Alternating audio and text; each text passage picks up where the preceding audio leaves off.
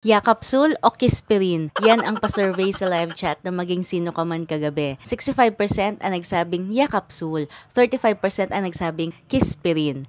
Ako, ang pinili ko, Kispirin. OMG naman kasi guys, sa lapit ng mga mukha nila kagabi, pwede na silang mag-kiss. Pero itong scene na to, mamaya pa yan. Hi guys, it's Anarina TV. Hindi naman halatang kilig na kilig ako sa episode 11 ng Maging Sino Ka Man, diba? Kasi naman, napaka-generous ng ating Ginoo na si David Dicauco Este Carding. May pa-fan service na naman siya kagabi, yun nga. Nakita ulit natin ang kanyang toned body sa episode kagabi. Again, we are not complaining at all. Please continue being generous. At sabi pa ni Barbie Fortesa, hindi niya daw na-enjoy ang scene na yan dahil ang daming instructions sa kanya ni Direk. Watch this. Ang dami kasing instructions ni Direk din. Kaya oo, hindi rin ako nakapag-focus dun sa topless. Nung rehearsal, hindi naman siya naghubad. Kasalanan mo naman pala, David.